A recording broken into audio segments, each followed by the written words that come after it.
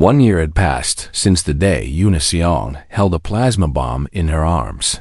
The convergence station had been rebuilt and expanded, transformed from a temporary diplomatic platform into a permanent center for interspecies cooperation. New sections had been added to accommodate delegations from civilizations that had never before participated in galactic affairs. At the heart of the station stood a monument, a holographic display that played the footage of Yuna's sacrifice on an endless loop. Visitors from across the galaxy came to watch it, to stand in the same chamber where impossible courage had prevented catastrophe. But Yuna rarely visited the monument. She had other things to occupy her time. The Convergence Institute for Interspecies Understanding had opened its doors 6 months ago. Funded by contributions from 17 different civilizations, it was the first school of its kind, designed to train the next generation of diplomats, mediators, and xenopsychologists in the art of preventing conflicts before they began, and Yuna was its founder and lead instructor. She walked through the halls of the Institute slowly, still relying on a cane to support her weakened left leg. Her neural implant had been replaced with a simpler model that lacked the dangerous capabilities of her original device. Some of her motor functions had never fully recovered, and the doctors said they probably never would. She did not mind every step she took.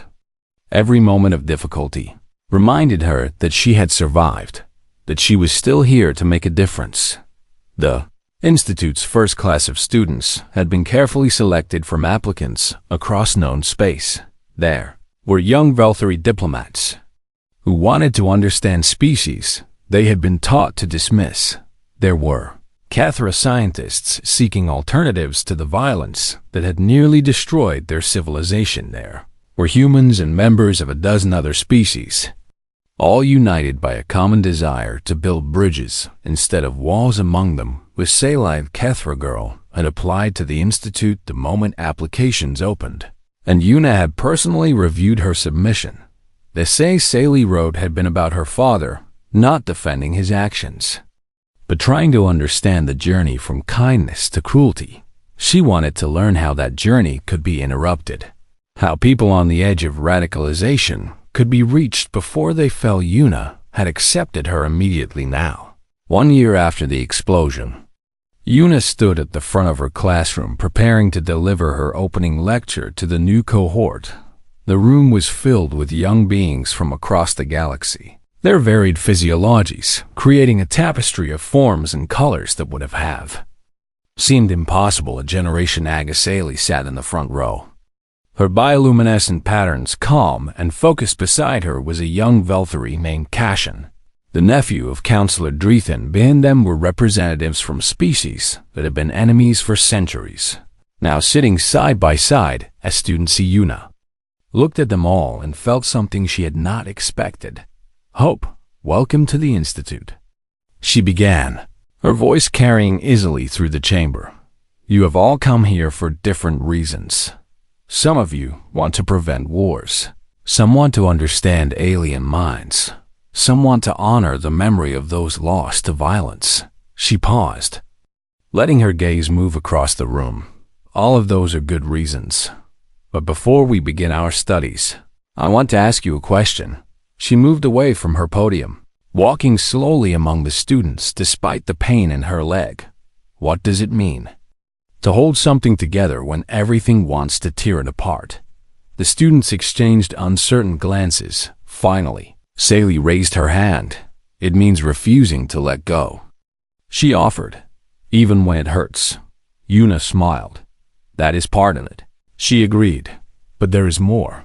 She turned to face the entire class again. Holding something together requires understanding what threatens to break it. You cannot prevent a fracture you do not see coming. You cannot heal a wound you refuse to acknowledge. She gestured toward the viewport, where ships from multiple civilizations passed in peaceful patterns. That peace you see out there did not exist a year ago. The Velthari and Kethra were days away from a war that would have consumed entire systems. Millions would have died. Civilizations would have fallen. Instead, they signed a treaty, They began rebuilding together. They sent their children here to learn alongside former enemies. She returned to her podium. I did not create that peace. A single act of desperation is not diplomacy. What I did was buy time for wiser minds to find better solutions. That is what each of you will learn to do. Not through bombs or battles, but through understanding. A young human in the back raised her hand. Dr. Xiang, she said, what if understanding is not enough? What if some conflicts cannot be resolved? Yuna considered the question carefully. Some conflicts are rooted in genuine disagreements about values or resources. She acknowledged, not everything can be solved with conversation, but most violence does not come from rational disagreement.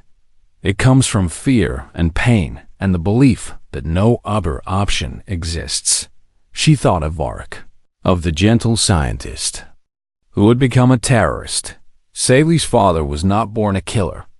She continued, he became one because his world was destroyed. His family was taken, and no one offered him any path forward except rage. If someone had reached him earlier, if someone had helped him process his grief before it consumed him, perhaps things would have been different. She looked at Sally, who met her gaze steadily. We cannot save everyone. Some people are too far gone, too lost in their own darkness. But we can try to reach people before they fall. We can build systems that catch the desperate and the broken before they become weapons. That is what this institute is for. The lecture continued for another hour, covering the history of interspecies conflicts and the methodologies they would study. When it ended, the students filed out in small groups, already forming the connections that would define their time. Harasali lingered until the others had gone. Dr. Xiang, she said quietly, thank you. For what? For believing I could be here. For not treating me like my father's daughter. Yuna placed her hand on Sally's shoulder.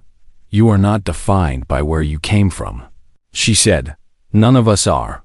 We are defined by what we choose to do with the time we have. Sally nodded slowly. I'm going to make sure no one else becomes what he became. She said with quiet determination, I am going to find the people who are falling and catch them before they hit the ground. I believe you, Yuna said, and I will be here to help you learn how. After Sally left, Yuna stood alone in the empty classroom. She walked to the viewport and looked out at the stars, thinking about everything that had brought her to this momenta. A year ago, she had wrapped her arms around the bomb and accepted that she would die. She had not done it for recognition or rewards or political change. She had done it because some things mattered more than survival, and now she was alive, leading an institution dedicated to preventing the next crisis before it required another desperate sacrifice behind her. She heard footsteps. Counselor Drethan entered the classroom, his expression thoughtful. I watched your lecture from the observation gallery. He said, you did not mention yourself at all. This is not about me. Yuna replied, it is about what comes next. Drethan stood beside her at the viewport. When we first met, I thought your species was insignificant, he admitted. Short-lived creatures, playing at civilization. And now, he was quiet for a moment. Now I think perhaps we have been measuring significance incorrectly. Perhaps it is not about how long you live or how much power you hold. Perhaps it is about what you choose to do with the moments you have. Yuna smiled, still looking at the stars. That sounds like something a human would say. Perhaps it does. Drethan agreed. Perhaps that is not a bad thing. Outside the viewport, a Kethra ship passed alongside a Velthra cruiser, their crews working together on a joint scientific mission below on the station. Students from across the galaxy were learning to understand each other, and somewhere in the vastness of space, the ripples of one human woman's choice continued to spread outward, changing everything they touched. Yuna Xiang had held an explosion. In her arms, now she was learning to hold something far more difficult and far more important. She was holding hope for the future, and she was not letting go. 3 weeks after the explosion, Yuna finally woke up completely. The transition from unconsciousness to awareness was slow and confusing. Like swimming up through deep water toward a surface she could barely see when her eyes finally focused. She found herself staring at a ceiling covered in Velthari medical symbols for a moment. She thought she was still dreaming. Then the pain arrived, and she knew this was real. Her head felt like someone had driven spikes through her skull. Her body ached in ways she could not describe, as if every cell had been damaged and was slowly trying to repair itself. When she tried to move her left hand, nothing happened. The doctors explained later that the neural implant had burned out several pathways connecting her brain to her extremities. She would need months of rehabilitation to regain full motor function, and some abilities might never return. But she was alive against every prediction and every medical expectation. She was alive.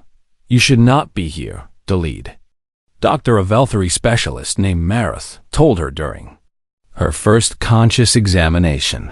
"The amount of bioelectric energy you channeled through your neural tissue should have destroyed your brain completely." "But it did not," Una said, her voice rough from weeks of disuse. "No," Marath agreed, "it did not. We have been studying your case extensively, and we still cannot explain how you survived. Some of my colleagues believe your brain somehow rewired itself during the crisis, creating new pathways to replace the ones that were burning out. Others think your human physiology has regenerative capabilities we never recognized." She paused, her bronze features softening. "Personally, I think you simply refused to die." Una wanted to laugh, but even that small motion sent pain shooting through her skull. "Stubbornness is a human trait," she managed. "So I'm learning," Marath replied. Over the following days, a steady stream of visitors came to see her. Counselor Drethan was among the first, arriving with a formal delegation of Velthari officials who had come to express their gratitude. "The peace treaty will be signed tomorrow," he told her.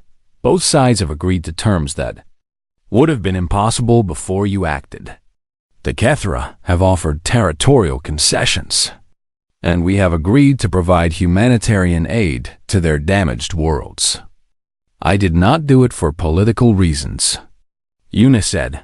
"I know," Drethan replied. "That is precisely why it worked."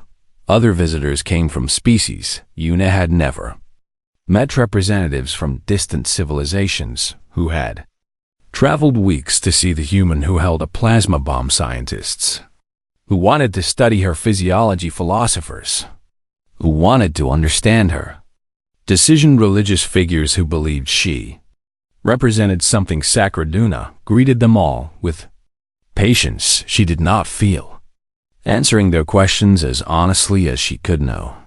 She had not known her plan would work, yes. She had been terrified, no. She did not consider herself a hero, yes. She would do it again.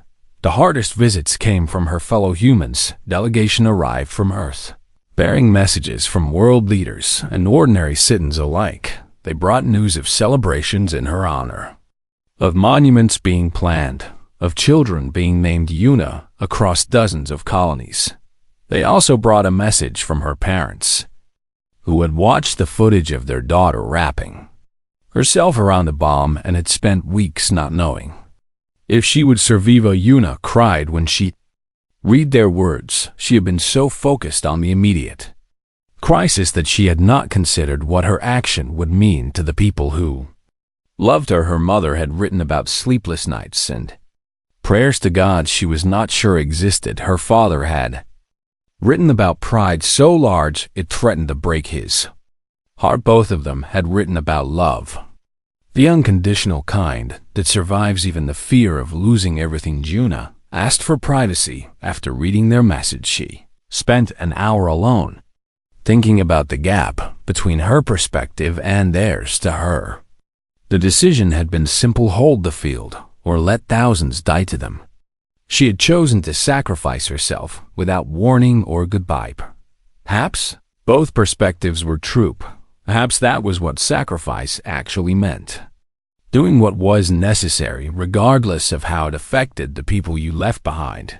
The most unexpected visitor arrived on the 28th day. Yuna was practicing her motor exercises, slowly flexing her damaged hand in patterns designed to rebuild neural connections. When the door opened and a small Kethra child entered, the girl could not have been more than 10 years old by human standards. Her form was more solid than most adult Kethra, a sign of youth in their species, and her bioluminescent patterns flickered with nervous energy. Behind her stood a Kethra adult, who Yuna recognized as Ambassador Desik, Dr. Seong. The ambassador said formally, "May we enter?" Yuna nodded. Setting aside her exercise equipment, the child approached her bed slowly, each step seeming to require enormous courage. When she reached the bedside, she stood in silence for a long moment, her patterns shifting through emotions Yuna could not quite read. "My name is Saley," the girl finally said. "Vorik was my father." The air in the room seemed to freeze. Yuna looked at this small child, this daughter of the man who had tried to kill thousands of people, and she saw only grief and shame written across her young face.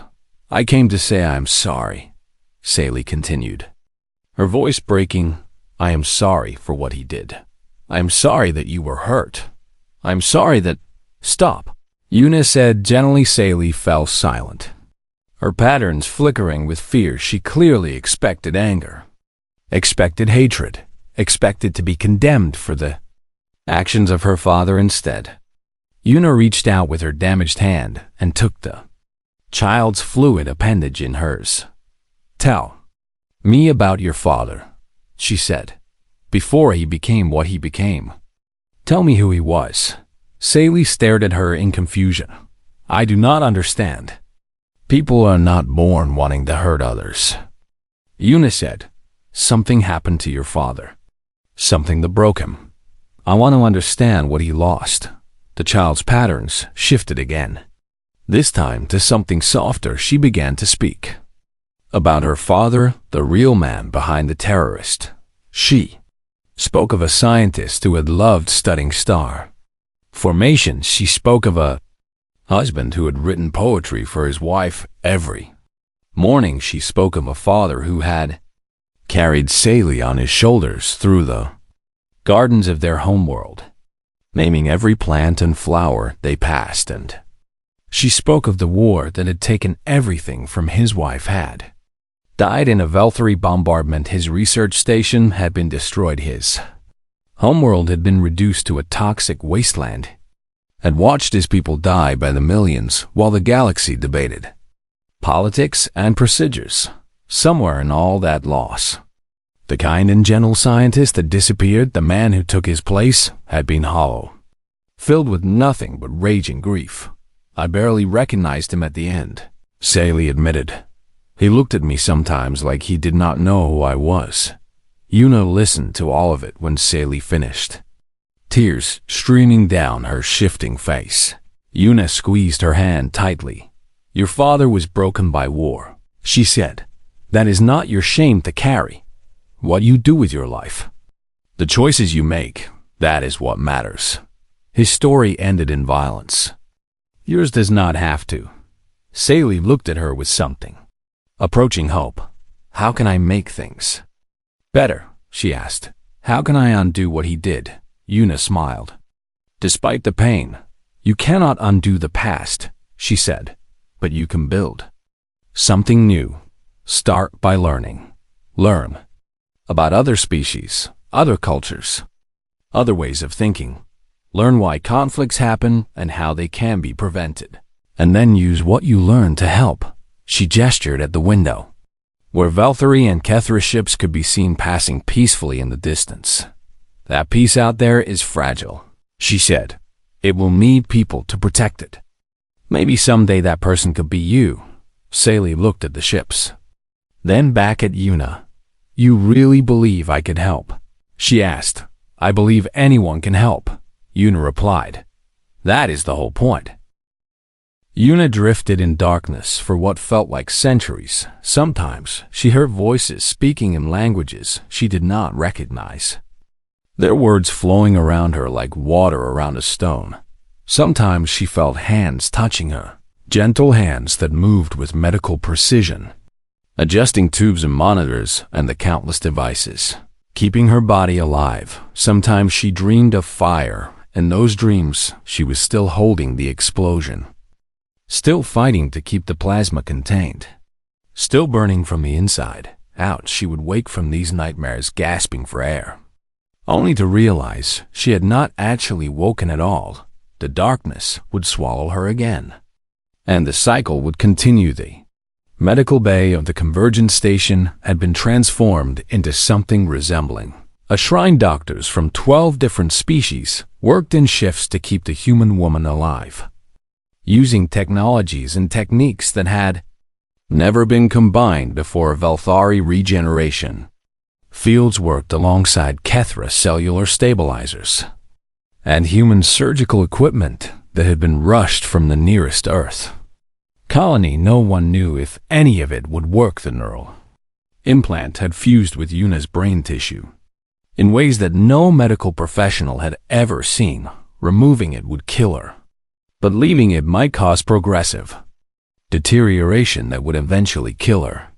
Anyway, the doctors argued about treatment options while Yuna dreamed of fire and darkness. Meanwhile, the galaxy was in chaos. Footage of the incident had spread across every communication network in known space within hours of the explosion. A human woman holding a plasma bomba.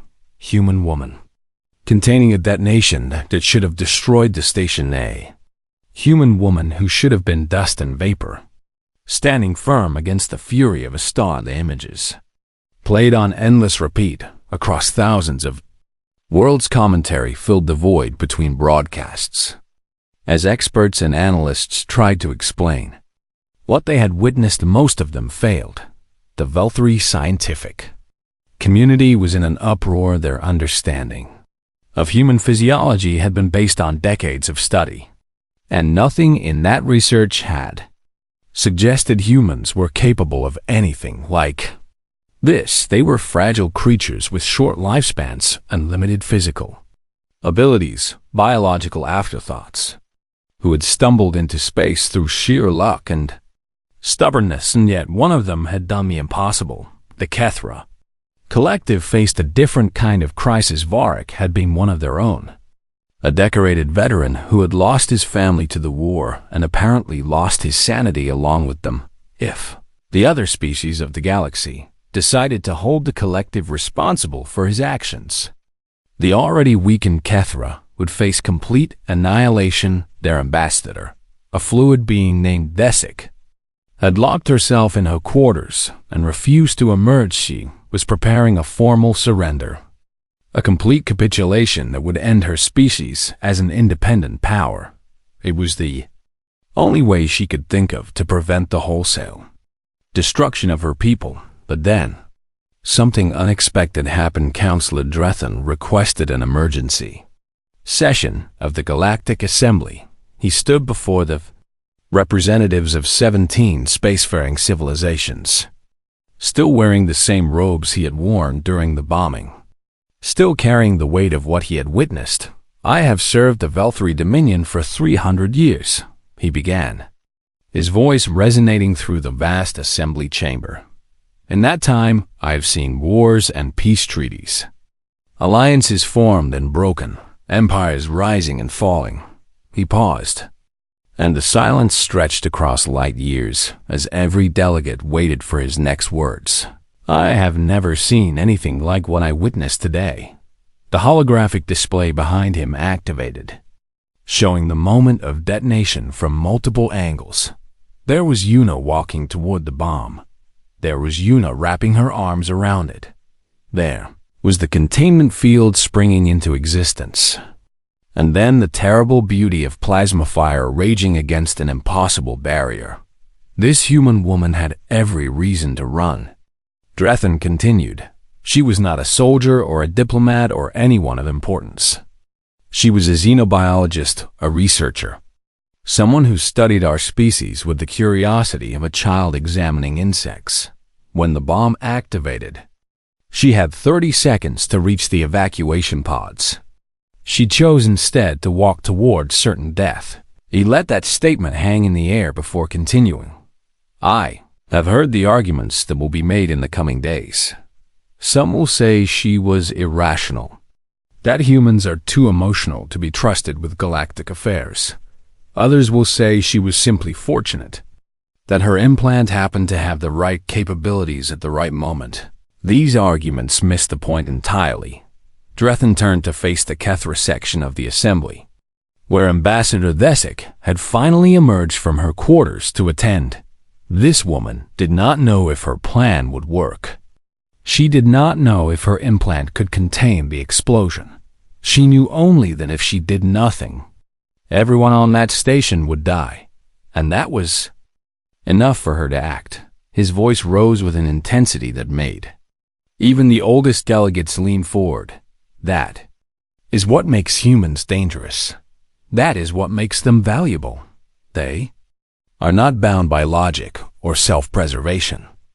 When faced with impossible odds, they do not calculate probabilities. They choose. He turned back to the full assembly. The Kethra did not attack our station. One broken individual attacked our station. A man who had been driven to madness by a war that we, all of us, allowed to continue for far too long. If we punish the collective for his actions, we are no better than he was. Ambassador Thesic rose from her seat, a fluid form trembling with emotion. Counselor Drethan, she said, her voice barely above a whisper. After everything that has happened, you speak in our defense. I speak in defense of sanity. Drethan replied. That human woman did not ask which species the delegates belonged to before she wrapped herself around the bomb. She did not check the political alignments of the people she was saving. She simply refused to let them die. He looked around the chamber, meeting the eyes of representatives from species that had been at war with each other for millennia. Perhaps we should learn from her example. The vote that followed was not unanimous, but it was decisive. The Kethra collective would not face punishment for Vorik's actions. Instead, both sides agreed to resume peace negotiations with renewed urgency as the assembly adjourned. Word came from the medical by Yuna Seong had opened her eyes. She was not fully conscious, and the doctors were uncertain about the extent of the damage to her brain, but she was alive. And that meant there was hope outside her room. A crowd had gathered delegates and dignitaries from across the galaxy who wanted to be near the human who had held an explosion. They waited in silence, united for perhaps the first time in living memory, and in her bed, surrounded by machines and monitors and the quiet hum of medical technology, Yuna dreamed of something other than fire. She dreamed of her brother smiling at her, proud of what she had become. The explosion should have killed everyone on the station in less than a heartbeat. A Class 7 plasma bomb released energy equivalent to a small star-going supernova. And the convergence station was built for diplomacy rather than warfare. Its walls would have melted like paper in a furnace. Instead, something impossible happened. The detonation remained contained within a sphere of shimmering light no larger than a dustasea. Personal transport pod at the center of that sphere, barely visible through the raging plasma fire, was the silhouette of a human woman. Yuna Seong screamed. The sound tore from her throat as pain beyond anything she had ever imagined ripped through her body. Her neural implant was never designed for this. It was a translation device, a tool for bridging the gap between species, and she had forced it to become something else entirely. The stasis field flickered and wavered as plasma fire pressed against it from every direction. The temperature inside the containment sphere exceeded the surface of most suns, and only the field itself prevented Yuna from being vaporized instantly. But the field was failing. She could feel it in the way her thoughts were fragmenting, in the blood that began to pour from her ears and nose, in the burning sensation spreading through her skull as her implant overloaded circuit by circuit the Velthary and Kethra delegates watched in stunned silence. Their instruments showed readings that should have been impossible. A human, a member of the weakest and most fragile species in known space, was containing a plasma detonation through nothing more than willpower and a jury-rigged medical device. Counselor Drethan had studied humans for decades. As part of his diplomatic training, he knew their physical limitations, their short lifespans, their fragile bodies that could be killed by temperature variations that other species would barely notice. Nothing in his education had prepared him for what he was witnessing. "This cannot be happening," he whispered beside him. A Kethra scientist was frantically scanning the containment sphere with every instrument available. "Her bioelectric output is increased by 800%, the scientist reported with something like terror in his voice. "That should not be possible for any organic being." "How is she still alive?" Drethan demanded. "I do not know," the scientist admitted. "By every measurement we have, she should have died the moment the bomb detonated inside the sphere."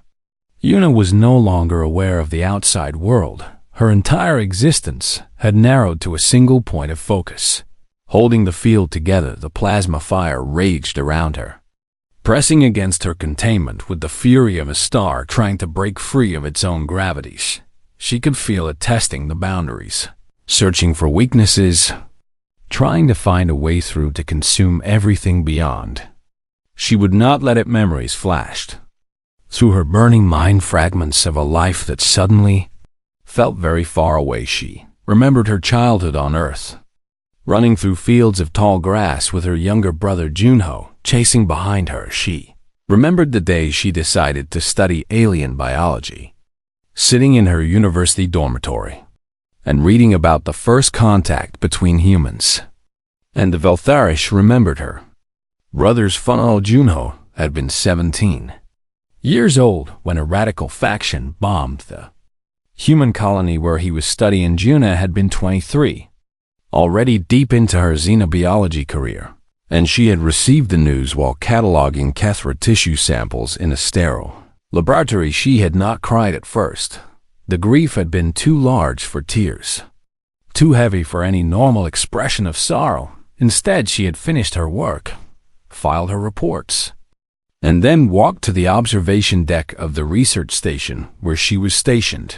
She had stared out at the stars for 6 hours without moving. When she finally returned to her quarters, she had made a promise to herself and to the memory of her brother. She would never stand by while others died. She would never be a passive observer to violence and loss. If there was ever a moment when she could act, when she could do something to prevent another family from experiencing what she had experienced, she would act, no matter the cost. The plasma fire pressed harder against her containment field, and Una pushed back. The detonation should have lasted less than a second, but time had become meaningless inside the sphere. Every moment stretched into an eternity as she fought to maintain the boundary between the explosion and everything else. Her body was failing. She could feel it in ways that went beyond.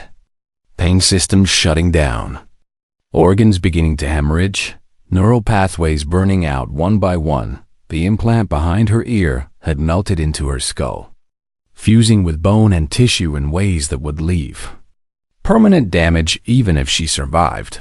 But she did not let go. She thought of the 3,000 people on this station, the diplomats and translators and maintenance workers and cooks and everyone else who would die if she failed. She thought of the peace talks that would end in mutual destruction if the Velthari and Kethra blamed each other for this attack. She thought of all the future deaths that would follow, the wars that would consume entire star systems, the children who would grow up as orphans like Varric's children. Had she thought of Junho and how proud he would have been of his big sister. The plasma fire began to weaken. Una felt it happening before she understood what it meant. The energy of the detonation was finite, and she had held it contained long enough for it to exhaust itself. The fury that had threatened to consume everything was finally dying. 11 seconds had passed since the bomb detonated to Yuna. It had felt like years. The containment field flickered one final time as the last of the plasma fire dissipated into harmless radiation, then it collapsed entirely. And Yuna collapsed with it. She hit the floor of the chamber without any attempt to catch herself. Her body had nothing left to give. Blood pooled beneath her head from the ruptured vessels in her brain, and her eyes stared upward without focus. The diplomatic chamber was absolutely silent. No one moved, no one spoke. Valkyrie and Kethra delegates stared at the small human woman lying motionless on the floor. Surrounded by the fading afterglow of contained devastation, Counselor Drethan was the first to move. The proud Valkyrie ambassador walked slowly across the chamber. His ceremonial robes dragging on the floor, he stopped beside Yuna's body and looked down at her with an expression that no human had ever seen on a Valkyrie face. It was respect, true, genuine respect for a being he had dismissed as insignificant. Just hours ago, then, Counselor Drethan did something unprecedented in the 10,000-year history of his species. Nalti lowered himself to one knee beside this broken human woman who had held a star in her arms to save people she did not know around the chamber. Other delegates began to follow his example. Valkyrie and Kethra alike descended to their knees in honor of the sacrifice they had witnessed. Get the medical teams, Drethan commanded without rising. Now, his voice carried a weight of authority that sent people scrambling to obey as the doctors rushed into the chamber with their equipment and their desperate hope. Drethan remained kneeling beside Yunahe, reached out and gently took her hand in his. "You will not die here." "Human," he said softly, "I will not permit it." Her hand was warm in his grip, and though her eyes were closed and her breathing was shallow, she was still alive. Against all odds and every law of physics that the Valkyrie understood, she was still alive, and somehow, deep in whatever part of her consciousness still remained, Yuna Seong heard him. The galactic diplomatic station, known as Convergence, hung in the void between two dying stars. A neutral ground where enemies could speak without weapons drawn. Dr. Yuna Seong stood at the back of the observation gallery, her tablet pressed against her chest as she watched the most important piece, negotiation in 4 centuries, unfold before her eyes. She was not supposed to be here. Humans held no seat at the Galactic Assembly, and her species was considered too young, too fragile, and too short-lived to matter in the grand scale of cosmic politics. But the neutral mediators needed a xenobiologist who could read alien body language. And Yuna had spent 15 years studying the subtle communications of non-human species. So here she stood, invisible and unimportant, watching two ancient civilizations decide whether to make peace or burn each other to ash. The Valkyrie Dominion occupied the left side of the circular chamber. Their representatives, tall and elegant, with skin like polished bronze and eyes that glowed with inner fire. They were a proud species, convinced of their own superiority, and they had ruled their sector of space for 10,000 years. Across from them sat the Kethra Collective, beings of fluid form whose bodies shifted between solid and liquid states depending on their emotional condition. Kethra were older than the Valkyrie by several millennia, but a devastating war had reduced their empire to a handful of systems now. They faced extinction if these talks failed. Counselor Drethan, the lead Valkyrie diplomat, was speaking in his deep, resonant voice about territorial boundaries and resource allocation. Yuna had met him briefly. When she first arrived on the station, he had looked at her the way one might look at a small insect that had wandered into an important meeting, not with hatred, but with complete dismissal. "Your species lives, what, 80 years if fortunate," he had said with something like pity in his voice. How can beings who exist for such a brief moment understand the weight of decisions that span centuries? Yuna had not answered him. She had learned long ago that arguing with those who had already decided you were worthless was a waste of precious time. Instead, she focused on her work, observing and recording and trying to help the mediators navigate the complex emotions flowing through the chamber. It was during the third hour of negotiations that she noticed something wrong. One of the Kethra delegates, a mid-ranking official named Vorik, had been growing increasingly agitated. His body kept shifting between states more rapidly than normal, and the bioluminescent patterns beneath his translucent skin were flickering in sequences Yuna had never seen before. She pulled up her research files and compared his current patterns to known Kethra emotional indicators. What she found made her blood turn cold. Those patterns indicated extreme distress, combined with absolute resolve, the kind of emotional state that preceded acts of desperate violence. Yuna looked around the observation gallery, searching for security personnel, but the guards were focused on the main chamber floor. She tried to catch the attention of the chief mediator, but he was absorbed in translating a particularly complex Velthri legal concept. When she turned back to Vorik, he was already moving. The Kethra delegate rose from his seat and threw off his ceremonial robes, revealing a compact metallic device strapped to his chest. The chamber fell silent as everyone recognized what it was: a Class 7 plasma bomb. Yuna had read about these weapons in classified briefings. A single Class 7 could vaporize a small moon, and the convergence station had no shields capable of containing an internal detonation of that magnitude. Everyone in this station, all 3,000 diplomats, staff, and crew, would die in approximately 30 seconds. The false peace ends now, Vorik screamed, his voice distorted by his rapidly destabilizing form. My children died in your wars, and my world burned while you argued over words and boundaries. He pressed the activation sequence. A holographic countdown appeared above the device. 30 seconds. Chaos erupted.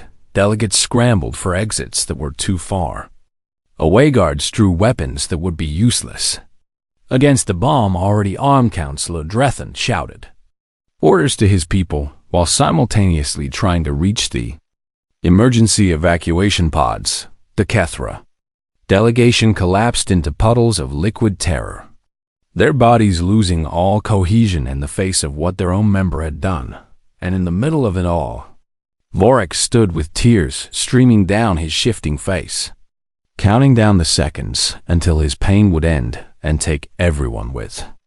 Yuna watched the chaos for exactly 3 heartbeats. She thought about running. She thought about the emergency protocols she had memorized. She thought about her small apartment back on Earth with its window that looked out over the ocean. Then she stopped thinking and started walking. She walked toward the bomb. The observation gallery was elevated above the main chamber, but there was a service ladder nearby that maintenance workers, Yuna, climbed down it faster than she had ever moved in her life. Her tablet abandoned somewhere behind her. People screamed at her to run the other way. A Velthri god tried to grab her arm, but she twisted free with a strength that surprised them. About 22 seconds remained when her feet touched the chamber floor.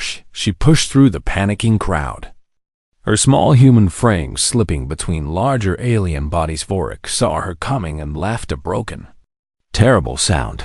A human, he said, with something like amazement. The weakest species in the galaxy comes to stop me. I'm not here to stop you, Yuna said, her voice steady despite the terror screaming through every nerve in her body. I cannot stop the bomb, and we both know that. Then, why do you approach your death? Yuna did not answer with words. She reached up and touched the neural implant behind her left ear, an experimental device designed to interface with alien technology for translation purposes. It had never been tested for anything like what she was about to attempt. 15 seconds. Councillor Drethan had stopped trying to escape. He stood frozen, watching this tiny human woman approach a weapon that could destroy worlds. What is she doing? Someone whispered in the sudden quiet that had fallen over the chamber. She is dying, Drethan answered. Humans are not logical creatures. They do irrational things when faced with death. But Yuna was not being irrational. She was making the most calculated decision of her life. Her implant had an emergency function designed to create localized stasis fields for preserving biological samples during transport. The field was meant to contain small specimens, nothing larger than a human hand, but the underlying technology was based on Kethra containment science, and Yuna had spent years studying how their systems worked. 10 seconds, she reached Varric and the bomb. The Kethra radical stared at her with confusion as she placed her hands directly on the device. "What are you doing?" he demanded. "Get away from me." "No," Yuna said simply. She wrapped her arms around the bomb and pulled it against her chest, her body curling around it like a mother protecting a child. Then she activated her neural implant and pushed its emergency protocol far beyond anything it was designed to handle. The stasis field expanded outward from her skull, powered by her own bioelectric energy, creating a shimmering bubble around herself, and the weapon. 5 seconds. Pain exploded through her brain as the implant began to overload. She could feel her neural pathways burning, her thoughts fragmenting under the strain, but she held on. She held the field together through pure, desperate will. 3 seconds. Varric tried to pull away from her, but she would not let go. If the bomb was going to explode, it would explode inside her containment field. It would not touch anyone else. 2 seconds. Yuna closed her eyes and thought of her brother, the one she had lost to violence years ago. She had promised herself at his funeral that she would never stand by while others died. 1 second. "I am sorry," she whispered to no one in particular, "but some things matter more than survival." The plasma bomb detonated and Yuna held on.